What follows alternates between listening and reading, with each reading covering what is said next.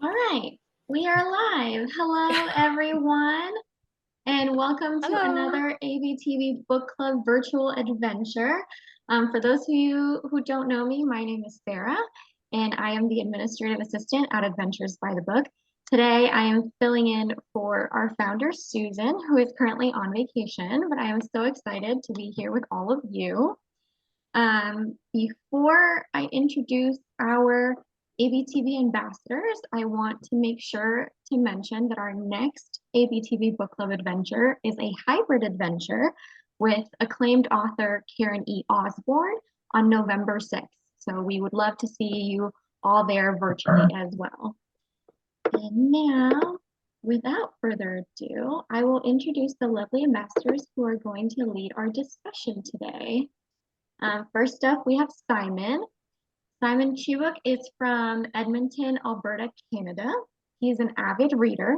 His go-to genre is historical fiction, but he does branch out if something else catches his interest. During the COVID pandemic, he joined the third Thursday of the month historical fiction virtual book club. They had great discussions and even had the experience of having authors attend, including some of our amazing ABTB authors. Having used ABTB's book club concierge service since being introduced to it by a book club member in spring 2022, he was inspired to become an ambassador for us and saw worth in the ultimate goal of bringing readers and authors together to discuss literature and, in some cases, an outlet to reality, even if just for an hour. Everybody say welcome, Simon. Yay, Simon. Hi, Simon. Next up, we have Dorothy. Dorothy Minor is a retired English professor. In retirement, she leads 3 book clubs, 2 in person and 1 on Zoom. And as an avid reader, she writes book reviews on her blog as the Book Whisperer. Several years ago, she became involved with the Turkish community in Broken Arrow, Oklahoma, and in Tulsa, Oklahoma. They have a group that meets to share cultures and food and discuss the idiosyncrasies of the English language. Their Zoom book club includes American and Turkish friends in Broken Arrow, Tulsa, Oklahoma City, and Houston and Austin, Texas.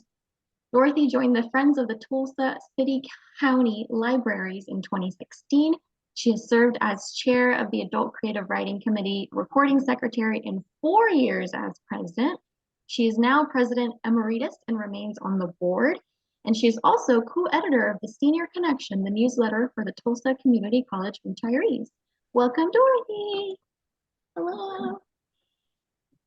And finally, we have Jennifer Erickson, who is a bibliophile obsessed with books. When she's not teaching 4th grade, you can find her browsing for books at her local library or bookstore and listening to an audiobook on the way there. She is a member of an in-person book club as well as several online book clubs. While she is not a published author yet, she's currently working on her dissertation in, you guessed it, literacy. Her favorite genre is historical or contemporary fiction. She loves engaging with fellow book lovers from different places around the globe, united by a common passion for the page. Her desire is for her love of literacy to be contagious and looks forward to connecting with you, fellow readaholics. She's thrilled to be an Adventures by the Book ambassador. Yay! Thank you all so much. I'm so excited to listen on this amazing discussion. Ambassadors, take it away. Well, it's my privilege to introduce Janet Skeslien Charles. Janet is the New York Times USA Today and #1 internationally best-selling author of The Paris Library, Moonlight in Odessa, and Miss Morgan's Book Brigade, called The Librarians of Rue de Picardie in the UK. Her essays and short stories have appeared in the Chicago Tribune, the Sydney Morning Herald, and Montana Noir. Her work has been translated into 38 languages. Born and raised in Montana, Janet graduated from the University of Montana and taught English in Ukraine. From there, she moved to France to teach for a year and has been there ever since. Place is at the heart of her novels. She enjoys travel, time with family and friends, and stewarding the stories of forgotten people and places. I was delighted to meet Janet in person at my local independent bookstore, Anderson's, in the Chicagoland area this past April, and I cannot wait to read the final installment of her library trilogy. Thank you, Jennifer. I do have some photos that I would love to share. If I could do the screen share, let me see if I can do that. Let me see. So let me.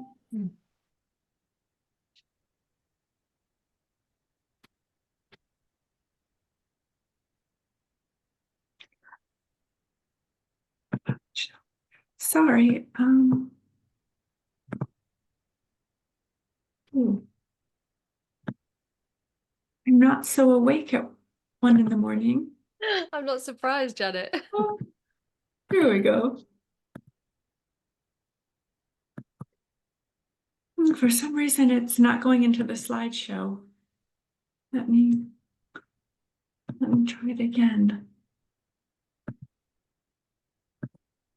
Well, I'm sorry about that. It's not going into the slideshow. I think what Kate said is true. It's always when you're nervous, there's a little trouble.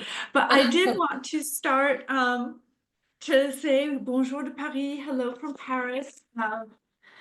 Thank you for this wonderful introduction, and thank you everyone for being here today. I'm delighted to share about my latest novel, Miss Morgan's Book Brigade. I came across this idea for this book when I was researching Dorothy Minor, the heroine of my novel, The Paris Library. I was digging around the American Library Association archives and discovered that in 1918, during the Great War, an elusive librarian named Jessie Kit Carson traveled to France, where she created something that did not yet exist here, children's libraries.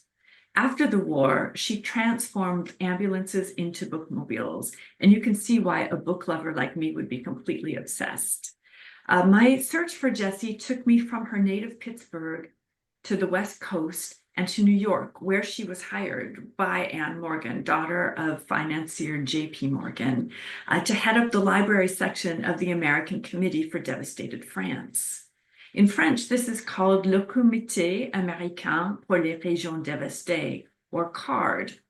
Volunteers who referred to themselves as CARDs signed up for 6-month stints, spoke French, and had driver's licenses in order to work as chauffeurs, because in French, chauffeur is masculine, and since they were women, they called themselves chauffeuses. Most of these ladies were from wealthy families and they paid for their own uniforms, ocean passages, and other expenses. But Jessie Kit Carson was one of the few salaried employees, and she signed a contract for 2 years. I got to know Jessie by reading the memoir of a fellow card, Mary Needham, who wrote that Kit had the power of entering deeply into the loves and hates of her friends. She had a distinct code of friendship based on belligerent loyalty. Needham described life during the war. Offenses were taking place everywhere. Events happened so quickly. Activity became so feverish that from one day to the next, we had no opportunity to recover from the fatigue. More than 100 miles we traveled that day.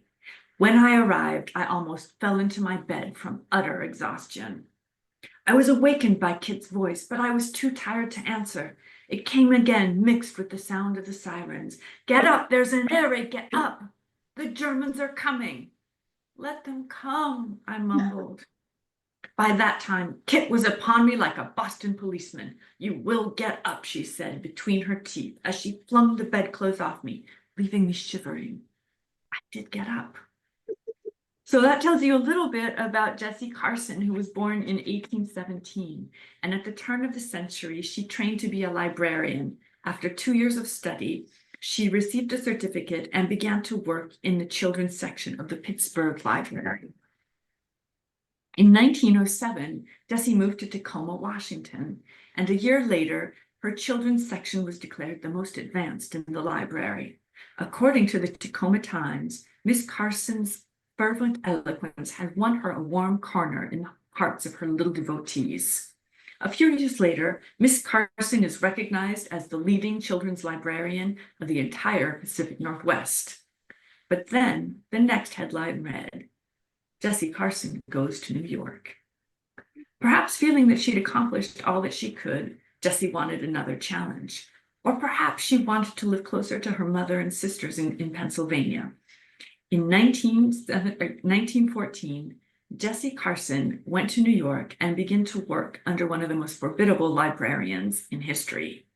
As a novelist, I couldn't help wonder what it would feel like to move from director to assistant director, from being in charge to following orders. And I wondered, would the move to the New York Public Library be worth the demotion? Let's just say that when Anne Morgan handpicked Jessie Carson to lead the committee's library report program in war-torn France, Jessie Carson jumped at the chance to lead again. Here are two photos of Jessie Carson that I absolutely love. Let me see if I can get it in the slideshow. I'm not sure I'm so sorry. I don't know why it's not moving to slideshow. I hope you can see these photos. So one of these photos came from Gail Baden, who shared this photo with me. This is Jessie Carson's photo from her passport. And the other one is from a library school that she paved the way for in France. The French were not so fond of Americans coming in and leading a library school here. And they called the library school the Wild West Library School. I'll just finish with this photo, and because I want to hear all about Kate's book as well. So no, I'm happy to keep listening.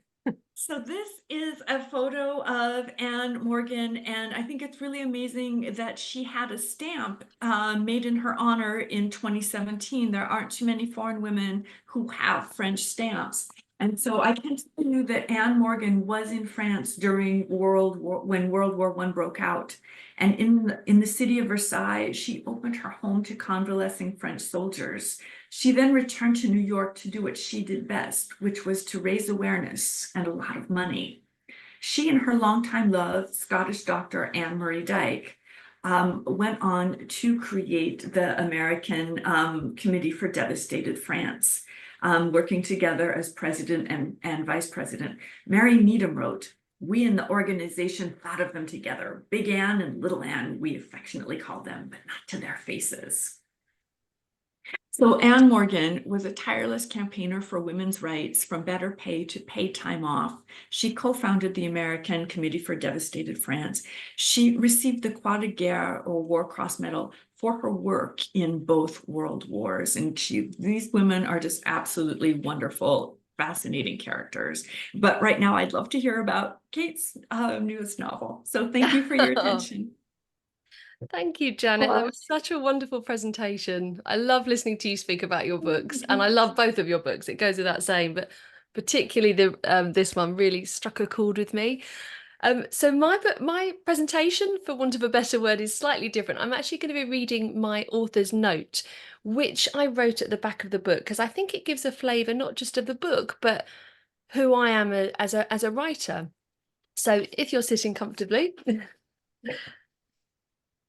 I fell in love with Jersey in the Channel Islands on a trip to the Jersey Festival of Words in September 2019.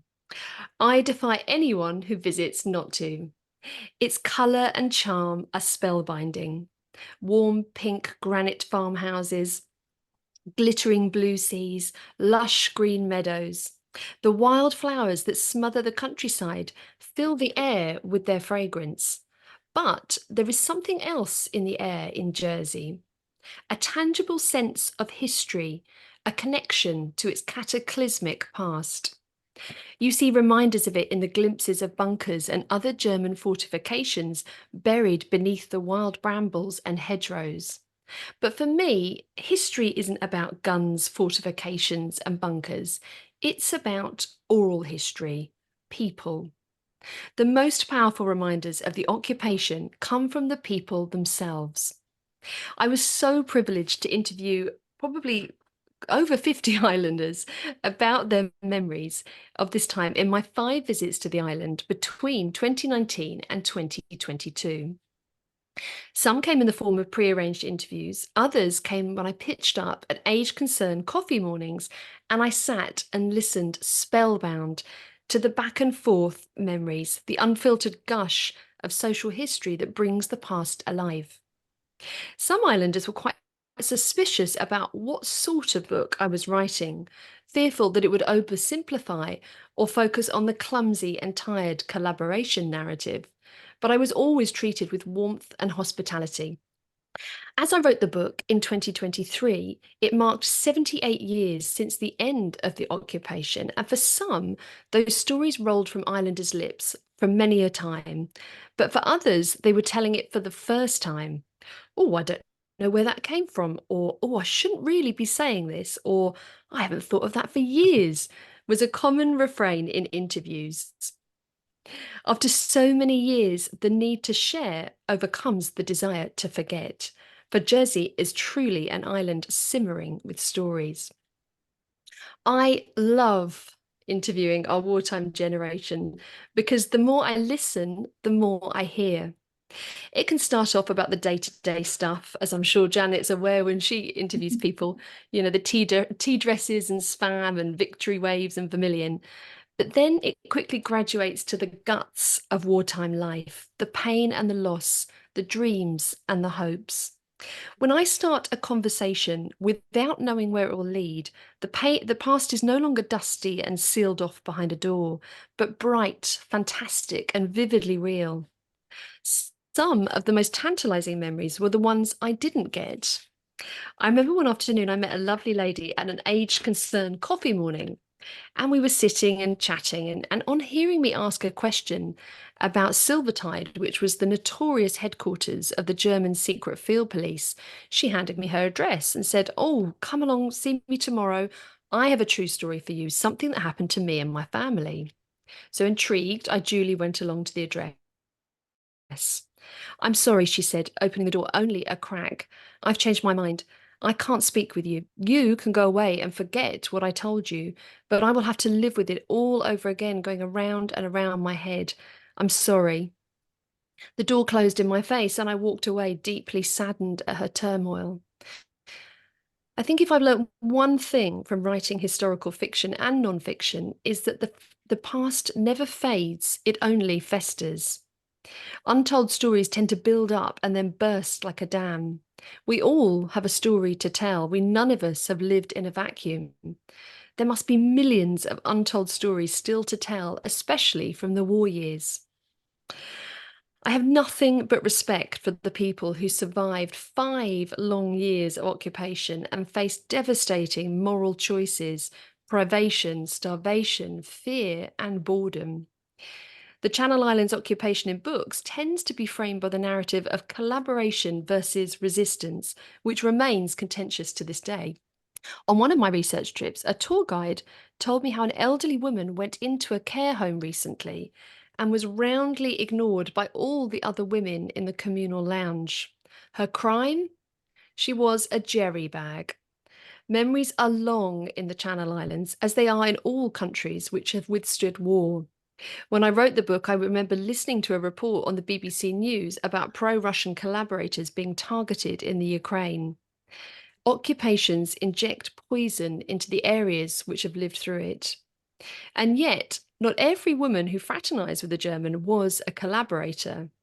There were some who slept or socialized with Germans, especially officers, for the gifts they bestowed on them, inspired by greed, malice, or in very rare circumstances, ideological sympathy.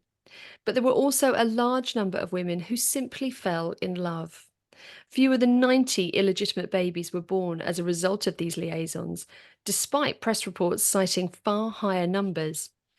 And sometimes it gets more complicated. A popular story recalls the girls who worked in a laundry who were having relationships with Germans and therefore branded that horrible word jerry bags, but who refused to wash German uniforms and were even sent to jail for it. Resistance such as that in occupied France simply wasn't possible.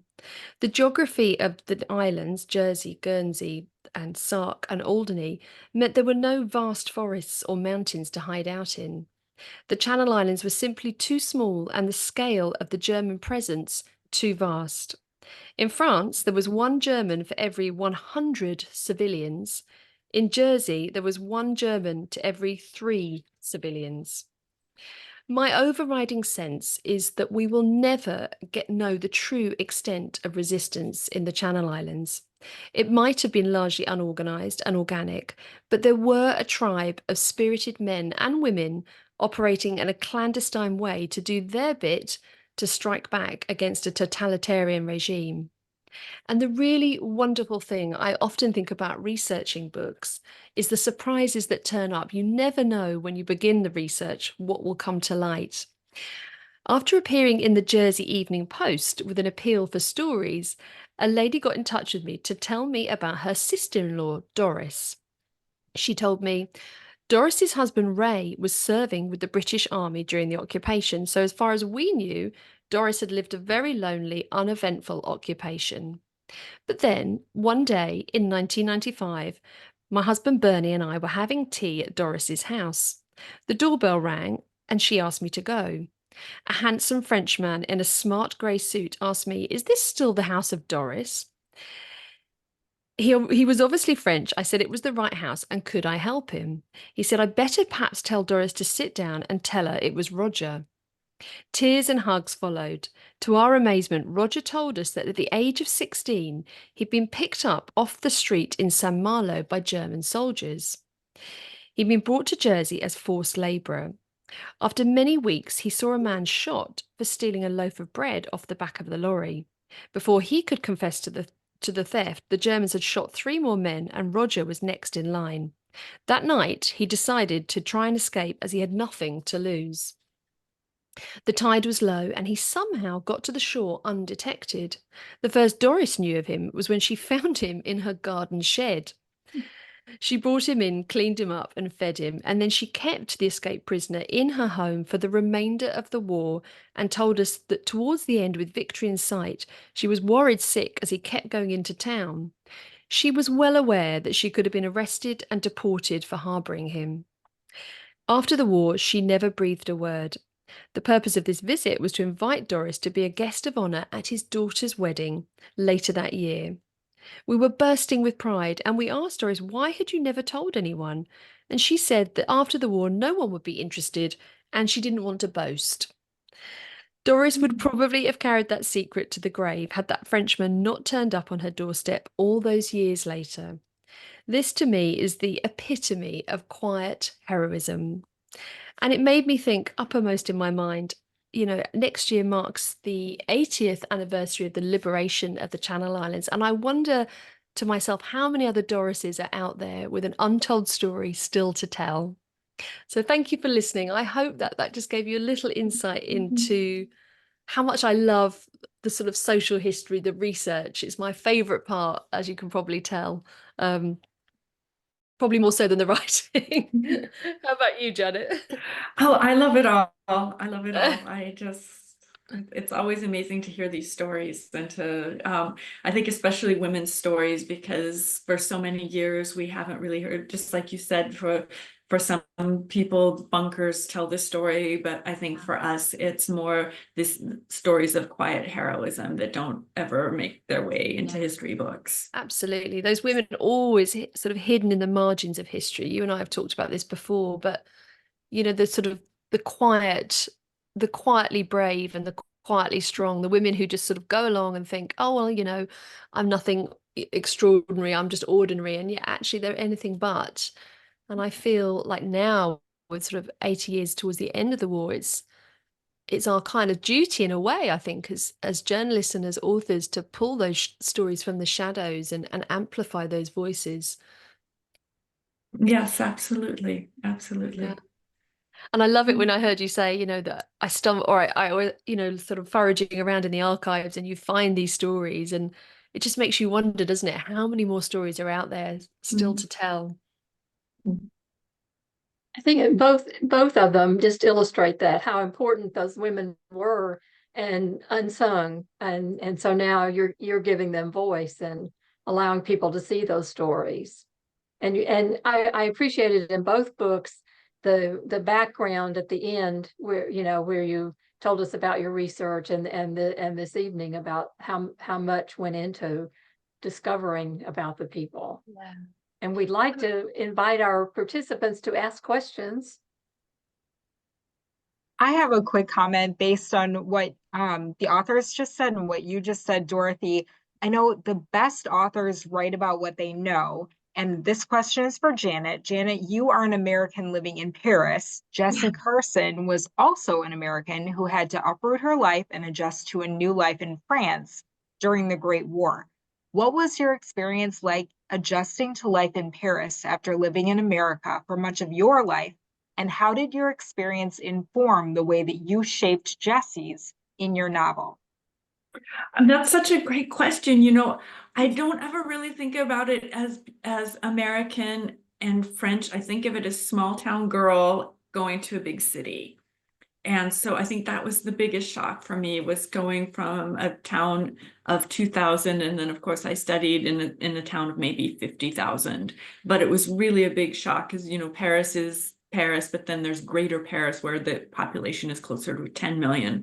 So it's just that was the biggest culture shock, I think, for me, was going to such a big city. And I think just thinking about Jessie Carson and her courage and learning, her desire to, a lot of the women that she worked with had French tutors, they learned Latin at home.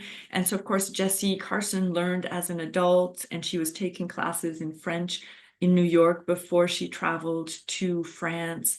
And so her experience was so different than the experience of rich women. And I think that's something that I really noticed now. When I first got to France, a lot of the women were trailing spouses. So their husband was an executive here in France, whereas I came to teach. So my experience was already different. I didn't have a big fancy apartment. I was just kind of a teaching assistant on a pretty small salary. So I think that definitely helped me think about Jessie Carson, just because I was so different from my peers at that time. Now I have to say things have completely changed, and a lot of women are here, they're starting their own businesses, or they're coming for work, so it's a really big change in only 25 years. But I think those things I think you're right to point out, those things definitely helped in crafting the character.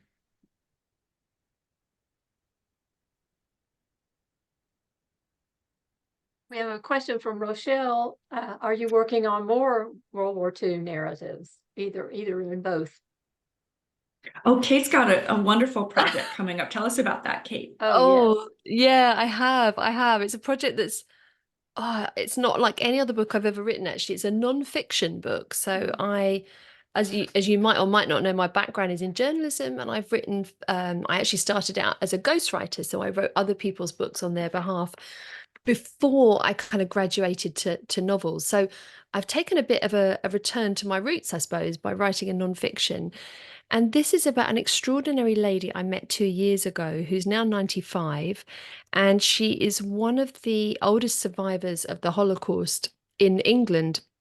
Her name is Rini Salt, and she was just 10 years old when Poland, her native town in Poland, was invaded. And she just has, it's a story of survival and love. And it's going to be released in America next February, and Canada and England. In America and Canada, in US and Canada, it's going to be called Do Not Cry When I Die, which were her mother's last words to her. And in England, it's going to be called A Mother's Promise. And I find it almost overwhelming to talk about, actually, because I've grown incredibly close to Rini, and I'm very proud to be helping to share her story. But really, it's the story of how one mother kept her daughter alive through from September 1939 until they were both liberated at Bergen-Belsen concentration camp. But the two of them survived ghettos after concentration camps and slave labor camps. It's an incredibly harrowing tale, but at its core, it's about a mother's love and how her mother's love for her gave her that all-important ingredient for survival, which was hope. And so, yeah, it's the first time I've written about the Holocaust. It's been a really challenging book to write. I've followed in Rini's footsteps, if you like. I started earlier this year in her home city of Stunskowola in Poland, and then I really just sort of went to all the places and the spaces she played at as a child, and then followed her descent really into hell, following the train tracks to the Lodz ghetto. And then I went south to Auschwitz-Birkenau, and then to Hamburg, and then down to Bavaria and Bergen-Belsen. So it's been quite a journey. And the whole of this year has really been taken up with the research and the writing. And I've just finished the edits like yesterday. They went back to the editors. And so, yeah, I mean, I'm really nervous, excited, so many different ways to describe how I feel about this book coming out. So yeah, that's it. That's the next one. It sounds remarkable, and I'm always interested in the title change in those published in the Yeah, UK and here. It's always it's interesting, and the isn't it? cover changes too. Oh yeah, I mean, you would look at them and you would think they were two completely different books. I shouldn't say this, but I actually prefer the American cover, which is a really beautifully designed sort of amalgamation of old photos of Renee and photographs from her experiences. And the title feels very pertinent to her and her experiences. But I guess, there are very different markets, and each editor has a very own strong idea about what will sell and what will appeal to the reader. But it will be interesting to compare the books when they come out and see how they do. Did you experience that, Janet, name changes in various different countries? I think, for Miss Morgan, the book, Miss Morgan, as Jennifer pointed out, is The Librarians of Rue de Picardie. Yes. And so I think in Portuguese, it's The Librarians of Rue de Picardie as well. And so it is interesting. I think the Paris Library in Japanese was The Ladies of the Library. So it's always interesting. As you say, each editor has their idea of what will be intriguing or what will sell. To answer your question about the next book, I'm not going to be going to World War II. I kind of, I think, Kate, you might feel this way. It is such a harrowing, hard topic to write about.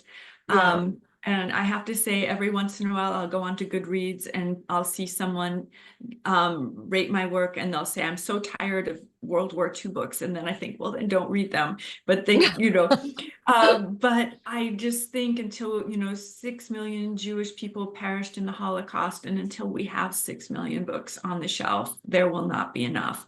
Going to what Kate said about the stories that we don't know, and the stories that, soon it will be too late to tell. So it is our duty as much as we can to reach out to people to find those stories. But I wrote a shorter work this time. It's more of a comedy, a lighthearted comedy, and it's about Paris in the 1990s, set in the American Library in Paris, where Lily from the Paris Library will meet my character, Wendy, from Miss Morgan's Book Brigade. And so it's just another love letter to libraries. I was thrilled that no one had to die. My agent Heather is here tonight, and I have to say she's bloodthirsty, always wanting me to kill people off. Sadly, in my book, one of the main characters' family members did pass away when she was in France. So, of course, as Kate knows, we do have to a lot of times follow what did happen. But I was thrilled just to let everybody live and tell a more joyful story. That sounds like a really joyful ending to the trilogy. Yeah, Yes. I'm really happy about it. And I'll be getting my edits back soon from the editor. So I'm looking forward to that, but kind of scared too. We'll see. Oh, I can't wait to read that. There's a question that came out in the chat box. Is it difficult to hear the stories from the war without being bogged down by all the emotions, or are you able to compartmentalize and channel that into your writing? Oh, that's such a good question. Yes, yeah, of course. It's incredibly difficult. And I think, after so many big books, you'd think, and I don't know how you feel, Janet, you'd think that you get better somehow at compartmentalizing. But actually, I find the opposite is true. I find the more books that I write, the more drawn in I become, and the more the sort of the varnish comes off. And I definitely felt with writing Reni's book, perhaps because it's a true story, and I met with her every week, and I sat in her home, and I observed her grief and her trauma. It was incredibly hard. Yeah, there's no denying it. I mean, I frequently suffered nightmares, and sort of following in her footsteps and seeing and coming back from Poland and Germany and going back to her home and seeing this little 95-year-old lady who I've just grown to adore, and knowing what she experienced. It's just incredibly difficult. I don't know how people manage to compartmentalize it, and I wish I did know. But I sometimes think as a writer, for me, I think if you're really going to pour everything into a book, you almost need to feel it. You need to get up close to that emotion. There's no point saying, okay, well, it's 5 o'clock, I'm stopping work now, or whatever. For me, I just throw myself wholeheartedly into every project, and particularly so this recent one. And what comes out at the end is what comes out. I just maybe other writers have got tips and tricks for it, but I haven't managed to develop those yet. What about you, Janet? I have to say, I don't think I realized it, but when I was writing the Paris Library over so many years, I think I was very depressed.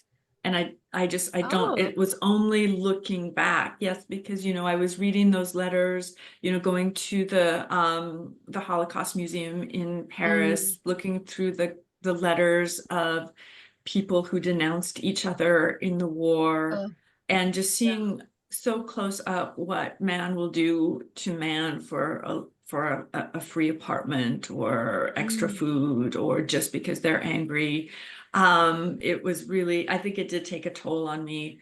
I think this new book too, with I learned so much about World War I when I was researching this book. And so it is, I think in both cases though, and maybe especially with this last story, that Reni's story, you're also in awe of how people survive, and how brave they are. And so I think that is a counterweight to those feelings of darkness. Yeah, absolutely. I couldn't agree more, Janet. I think, like, for me, to look at Reni's like to look into the abyss and just see this glimmer of light, this beautiful relationship she had with her mother, and it's a story of survival. And I think it's important to hang on to those about what makes us human, and the good and the light and the hope that came from those stories.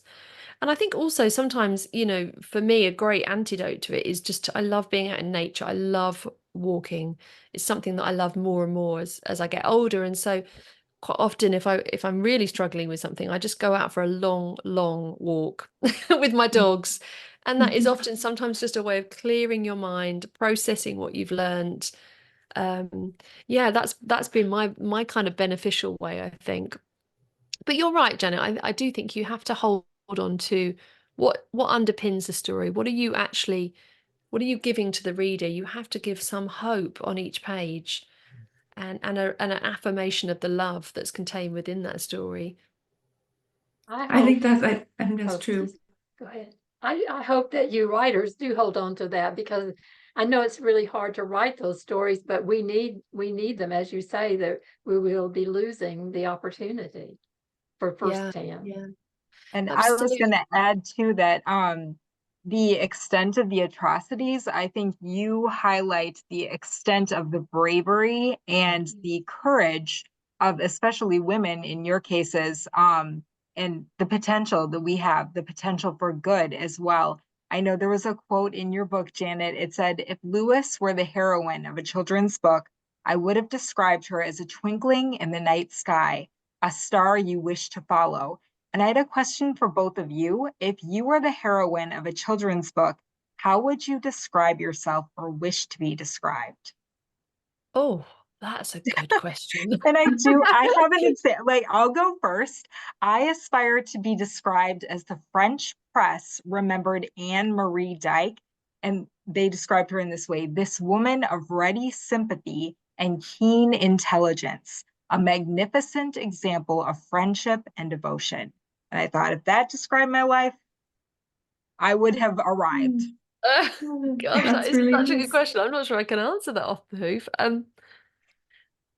I think for me, it always comes back to what were my favorite childhood books, like what kind of embodied me as a child growing up. And I think when I was younger, I used to just immerse myself in, I loved Black Beauty.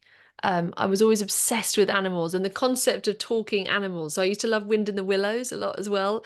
Just intrigued me as a child. And I think I was always quite a quiet, shy, introverted child, always with my head in a book. I think if I had to be the heroine of the book, I probably would be the girl that maybe hopefully pushed open the door in the secret garden. Or that's who I'd probably be. And you'd find me curled up inside with a book. What about you, Janet? Oh, it's such a good question. I think I don't know if I could ever describe myself, but I will say I was home in Shelby, Montana, population 2000 this summer, and a little girl came to my reading and she was wearing a beret, just like my Oh, character Lily in the Paris library.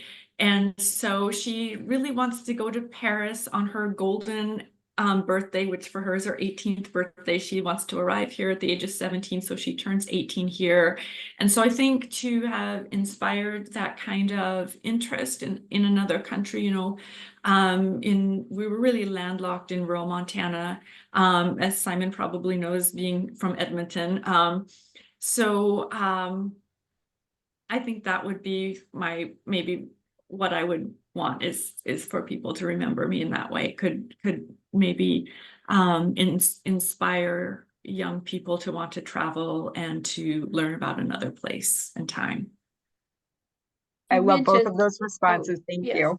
excellent. You mentioned, that people sometimes say they're tired of World War II. I don't get tired of it, but I think sometimes I'll take a break and then I'll say, oh no, there's another book I need to read. And I hope that other readers are doing that, making that same choice. I agree. It is a saturated market, isn't it, as they say. But I just think there's always more stories to tell. And I think that's the beauty of reading is you don't have to just read in the same genre. I mean, I read a lot of historical fiction because I enjoy it, but I also read biographies and I read, you can go away and read lots of different genres and then come back to it.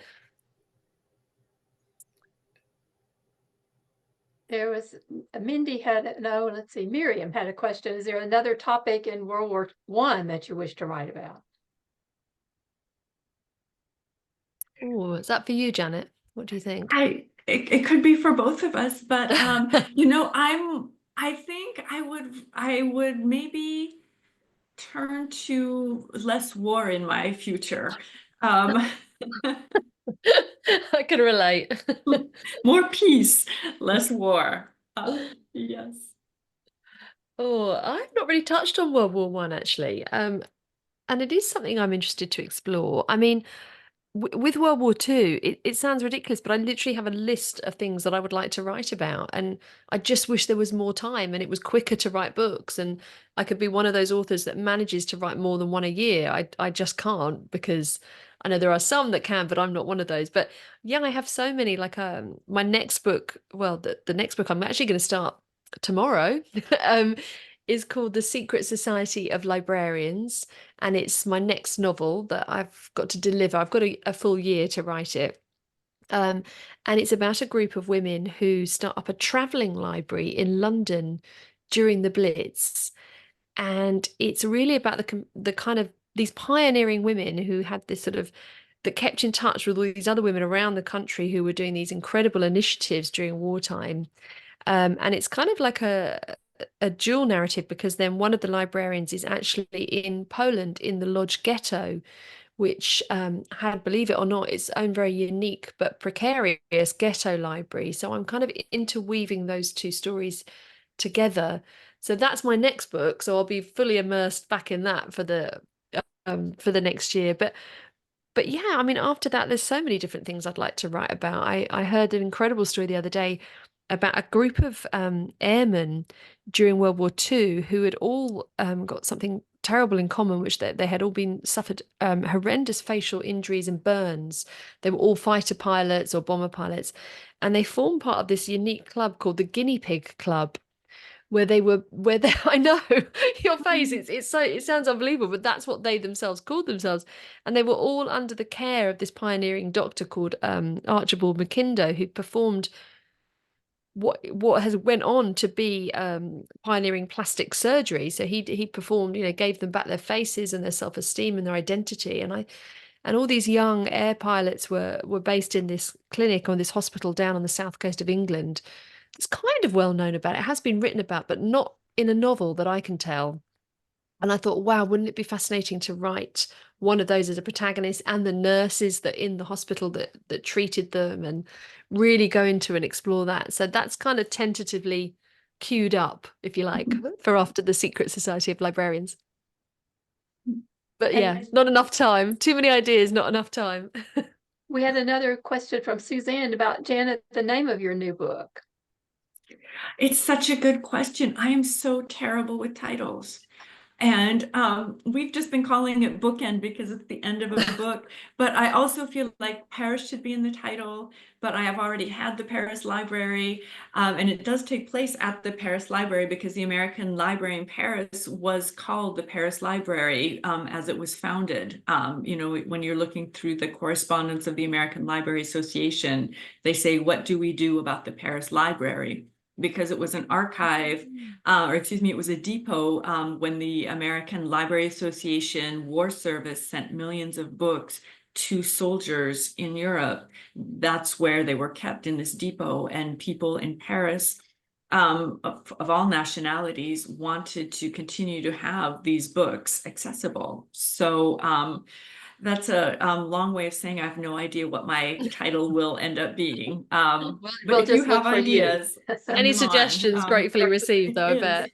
Yes, it's I really think tricky. one thing that both of your books highlight, and many others too, the importance of books in all situations. In countries where women were not allowed education, and there were secret societies to gather and read books together and talk about them and learn from them. And I think that's what you're doing here too, is highlighting that, the importance, and that is so important today. Oh yeah, it's kind of more relevant, I suppose, now more than ever, isn't it? When I was writing the Wartime Book Club, and one of the reasons I actually start each chapter with details of a banned book is because every time I turned on the news or I listened to current affairs, it felt that book censorship is on the rise. And so I think, if nothing else, history can teach us something. We need to look back and learn, and writing about Nazi censorship whilst also listening on the news about censorship being on the rise once more felt really like history can be kind of blisteringly relevant at times. And that's why I love writing it, because there's always parallels to be found. We learn so much looking back. And I'm sure It you probably is. felt similarities, Janet, did you? Oh, I'm so sad about seeing all of the book banning. And if you look at the American Library Association statistics about book banning, it's very interesting, because growing up in the 80s, the books that were banned in the 80s were about teen sex, like Forever by Judy Blume. And so when you see you can tell what our country is worried about by the books that it bans. And over the decades, different books are being banned for different reasons.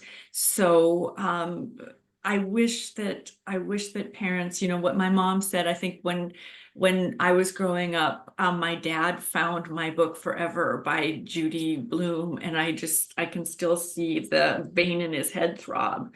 And what my mom said was, I wish we had read it together and talked about it. And I wish I had had the presence of mind to share my fears with you. And I think that's what we need to do. Instead of banning books, I think we need to talk about why these situations scare us, and talk about our fears, talk about our hopes, instead of just saying, no, I can't deal with that, so I'm not going to. And of course, it's very interesting, that there's a whole internet out there, and yet people who are banning books are focusing on a physical entity. They can't control the internet, or they can't control what's going on in their lives, but they can control this this brick building. And it's so easy with copy and paste now Yeah. that it can. Yeah, that's such an interesting point, Jenna. It's almost the library and books have become a symbol for something far deeper. That, we're a very polarized, angry, fearful society. And, I suppose a book is like a touch point of that, particularly if it seems to embody people's fears. But you're right, the censorship is just the shutting down of conversations, isn't it? We should just be talking more and banning less. But yeah, it is what it is at the moment, isn't it? It's a frightening place to be, really. Well, and I think we see, I'm sorry to say, in the great state of Montana, we're seeing a lot of library budgets being slashed. I know that's the case in the UK, where people, well, the government just doesn't want to put money into education, and libraries are one of the only places we can go where we don't have to spend money. And I think we have to support these places that have nurtured us any way we can. So I think that's how you and I do it, is by showing our love and how important they were, and how relevant they continue to be. Yeah, absolutely. I mean, it's the only place, isn't it, that you can go from cradle to grave where it's free, you're not expected to part with a penny, and yet you have access to all this wealth of information, and more often it's just a place for people to go, isn't it? Where I spoke to so many librarians in the interviewing of the Little Wartime Library, and you realize that these people are more than just librarians, they're frontline workers, aren't they? They're used to dealing with the mentally ill and the disenfranchised and the vulnerable. And so, I mean, I could wax lyrical about this all night, but they're such powerful places. They're our greatest invention. And I think that's why they speak to people, don't they? Because there's, what country in the world does not have a library? It is so important. We have just had such a wonderful evening. Thank you so much for your time and your explanations. And I know that all of our participants will go away thinking, I need that next book. So it's just been a delightful evening. Thank you. Well, Our pleasure. thank you. Thank you. It's just so wonderful. And I just want to, I've seen all the chat popping up, all of these comments. Thank you for being such an engaged audience. Thank you to our book ambassadors. And Kate, it's always wonderful to spend time with you. Oh, and you, Janet, and you. We've made it our promise, haven't we, to meet up one of these days, and we will make it happen. We've done lots of online events together. But I can only echo what Janet said. It's really lovely and so amazing to see all these comments popping up, and so many wonder. It's such an engaged, reactive audience. Is really lovely to have that. Such a I wish we could talk longer. The hour went very quickly. Yes, it did. Yes. Thank you all so very much for coming. If our ambassadors and our authors could stay for a couple minutes right after this, I'd love to take a group photo just to commemorate this awesome evening. I've put in a couple links in the chat. Please follow our ambassadors. They're giving great book reviews and book recommendations online. They're amazing people. I also shared our authors links to learn more about them and to schedule a book club visit with them because they are ABTB author members. Be sure to do that if you'd like to talk more one-on-one with them about the books that they discussed today. Thank you all so very much for being here. We're so grateful for all of you adventurers. Every time you come to one of our events, it just makes everything so much better and so much more fun. And yeah, this is great. Bye, everybody. Bye. Thank you.